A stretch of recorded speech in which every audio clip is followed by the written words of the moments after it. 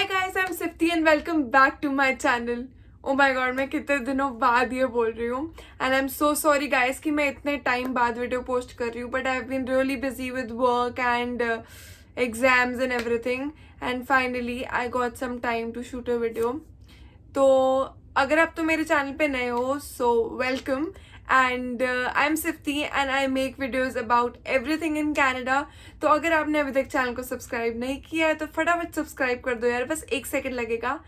And आज की जो वीडियो होने वाली है, आपको टाइटल से पता लग ही क्या होगा, इमिग्रेशन क्वेश्चंस के बारे में है। And this is one of those videos जो कि मुझे लगता है, मुझे पर्सनली लगता है कि काफ़ी ज़्यादा इम्पॉर्टेंट है। बिकॉज जब मैं कनाडा आने का प्लान कर रही थी तो मैंने काफ़ी सारी वीडियोस वॉच करी थी इमिग्रेशन क्वेश्चंस के बारे में, क्या क्वेश्चंस पूछे जाते हैं इमिग्रेशन पे। And I think it is quite important to know before कि क्या क्वेश्चंस पूछे जाएंगे, ताकि आप प्रिपेयर्ड रहो और उस टाइम पे एकदम से ना डरो, ना नर्वस हो। तो चलो यार, बिना टाइम वेस्ट किए वीडियो शुरू करते हैं।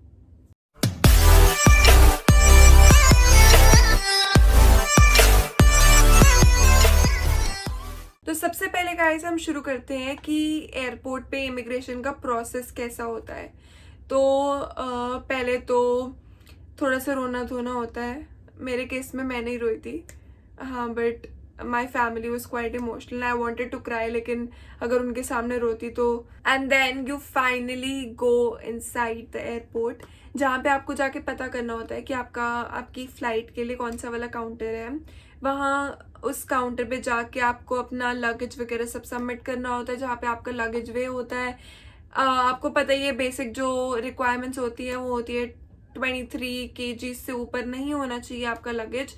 अगर होता है तो आई गेस कुछ एक्स्ट्रा चार्ज पे करना पड़ता है, या वो आपको बोलते हैं कि आप अपना जो लगेज है वो इवन कर लो। लाइक अगर एक में कम है एक में ज़्यादा है तो वो मैनेज कर लो। तो एनी हाउ वो आपकी सिचुएशन पे डिपेंड करता है। इन माई केस मेरे लगेज थोड़ा सा ऊपर था, 23.5 के अराउंड था, तो इतना उन्होंने कुछ नहीं बोला।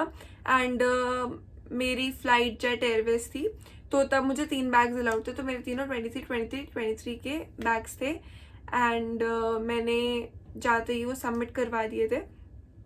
And then we go towards the immigration. तो यार, जब आप अपनी होम कंट्री से जाते हो, जैसे in my case it was Delhi immigration से, तो वहाँ पे ऐसे कुछ खास क्वेश्चंस नहीं पूछते हैं 1-2 मिनट में। हाउएवर लाइन बहुत लंबी थी, बट 1-2 मिनट में मैं फ्री हो गई थी।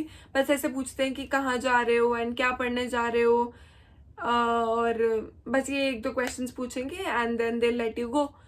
तो उसके बाद आता है आपका इलेक्ट्रॉनिक्स चेक होते हैं। तो अगर आपके पास लैपटॉप है, फ़ोन है, जो भी इलेक्ट्रॉनिक्स है, वो आप एक ट्रे में डालते हो, वो सिक्योरिटी चेक से पास करवाते हो। And then you're all set. And then finally आपको आपका पासपोर्ट दिखाना होता है, जिससे आपको आपका बोर्डिंग पास देंगे। और आपको बस वेट करना है जब तक आपकी फ़्लाइट नहीं है तब तक, एंड देन आप बोर्ड कर सकते हो। इसके बाद अगर तो आपकी नॉन स्टॉप फ्लाइट है तो सीधा आप कनाडा ही उतरोगे। एंड अगर आपकी कहीं पे स्टॉप है तो आपको वहाँ पे उतर के दोबारा से सिक्योरिटी चेक करवाना पड़ेगा। लाइक इन माय केस मेरा स्टॉप था एम्स्टरडैम पे, और 3 आवर्स का स्टॉप था। एंड वहाँ पे दोबारा से सारा सिक्योरिटी चेक हुआ, दोबारा से इलेक्ट्रॉनिक्स चेक हुए। आपका लगेज वहीं रहता है, लगेज आपका दोबारा नहीं निकालते हैं, वो खुद ही एक फ़्लाइट से दूसरी फ़्लाइट पे भेज देते हैं वो। एंड बस आपका हैंड बैग जो है आपके साथ रहता है, आपको उसका ध्यान रखना है, एंड आपके इलेक्ट्रॉनिक्स का ध्यान रखना है। एंड वेरी इंपॉर्टेंट गाइज, अपने डॉक्यूमेंट्स हमेशा अपने पास रखो, उसको प्लीज़ लगेज में मत डालना। I am going to make a separate video on what to pack and what to keep with you, और आई सपोज वो नेक्स्ट वीडियो ही होने वाली है, तो stay tuned for that. Also guys, pro tip, if you are somebody who gets hungry very often, तो अपने साथ थोड़ा सा खाना रखना। Because I remember calling my mom from the Amsterdam airport and telling हर कि मुझे तो बहुत ज़्यादा भूख लगी है, मुझे नहीं पता, मुझे तो खाना चाहिए। एंड मेरी flight was in about 40 minutes. Like मेरे पास इतना टाइम नहीं था कि मैं पहले खाना लेने जाऊँ एंड देन फ़्लाइट बोर्ड करूँ। सो कीप समथिंग हैंडी, ताकि अगर आपको भूख लगे तो आप खा पाओ। एंड ऑफन इमिग्रेशन पे भी टाइम लग जाता है, क्योंकि मेरे को भी ऑलमोस्ट 2-3 आवर्स लग गए थे, बिकॉज बहुत सारे स्टूडेंट्स होते हैं तो लाइन काफ़ी लंबी हो जाती है, और हर स्टूडेंट पे ऑलमोस्ट 10 मिनट 5-7 मिनट इतने तो खर्चता ही है इमिग्रेशन ऑफिसर। तो अगर इतना टाइम आपको वेट करना पड़े तो you should have something to feed you, नहीं तो खाली पेट वैसे ही दिमाग खराब हो जाता है इंसान का। मेरा तो हो जाता है, टू बी वेरी ऑनेस्ट। तो यार अब हम बात करते हैं कि हमें क्या क्या डॉक्यूमेंट्स चाहिए। तो वही सब डॉक्यूमेंट्स, जैसे आईएल्स का स्कोर कार्ड हो गया, आईएल्स का ऑफर लेटर हो, सॉरी कॉलेज का ऑफर लेटर हो गया, कॉलेज की फी रिसीट हो गई, जीआईसी का जो ईमेल आता है वो हो गया, जो इमिग्रेशन से ईमेल आता है हमें कि आपका वीज़ा अप्रूव हो गया है, मैंने वो भी रखा था। एंड देन ये सब जो बेसिक बेसिक डॉक्यूमेंट्स होते हैं, इसकी एक एक कॉपी आप रख सकते हो अपने पास, एंड ओरिजिनल्स भी रखना जस्ट इन केस। तो ये सब डॉक्यूमेंट्स आप एक अच्छे से फाइल में सजा के रखना, लाइक लीव्स वाली फाइल ले लेना विच इज मोर कन्वीनियंट, और उसमें सब कुछ ऑर्डर वाइज लगा के। तो अब हम बात करते हैं कि जब आप फाइनली उतरते हो कनाडा में किसी भी एयरपोर्ट पे, like in my case Toronto airport, तो वहाँ पे क्या होता है। तो जब आप वहाँ उतरोगे तो एक टैबलेट सा होता है जिसपे आपको कुछ क्वेश्चंस के आंसर देने होते हैं, आप कितने टाइम तक कनाडा पे रहोगे, एंड बेसिक पर्सनल क्वेश्चंस होते हैं। एंड कभी कभी ये भी क्वेश्चंस होते हैं कि आप कितना कैश कैरी कर रहे हो, और आपके बैग में क्या सामान है। लाइक आई गेस कुछ कंट्रीज में इलीगल होता है कि आप सीड्स वगैरह या आप कोई सर्टेन टाइप का फ्रूट नहीं लेके जा सकते हो, तो वो सब क्वेश्चंस होते हैं। एंड बी वेरी केयरफुल, आप ऐसी कोई भी डिस्प्यूटेबल आइटम ना कैरी करो जिससे कि आपको दिक्कत हो। तो इसके बाद हम फाइनली बात करते हैं कि जब आप कनाडा में होते हो तो इमिग्रेशन ऑफिसर आपसे क्या क्या क्वेश्चंस पूछ सकता है।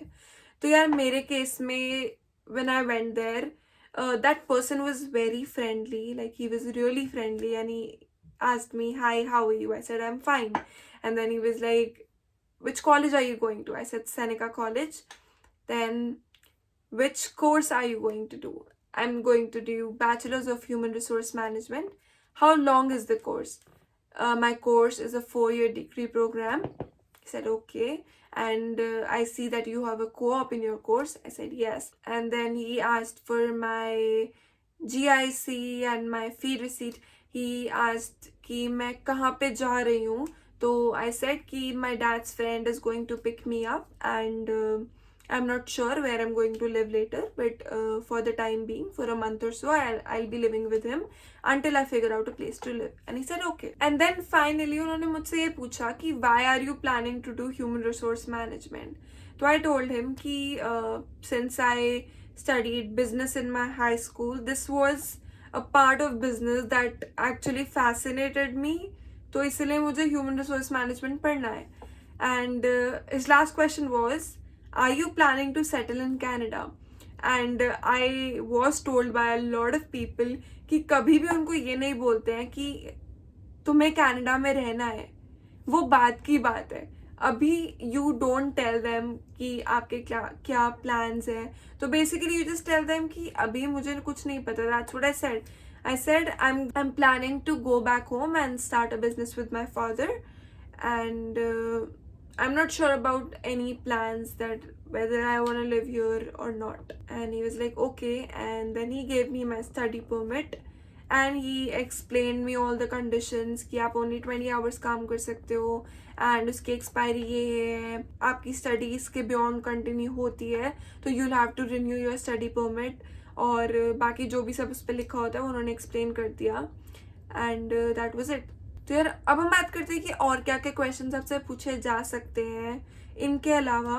तो यार वो आपसे आइल्स का बैंड पूछ सकते हैं, आपके ये पूछ सकते हैं कि आपने जीआईसी में कितना अमाउंट करवाया डिपॉजिट, आपकी फीस पूछ सकते हैं, या फिर आपके कोर्स के बारे में कुछ पूछ सकते हैं।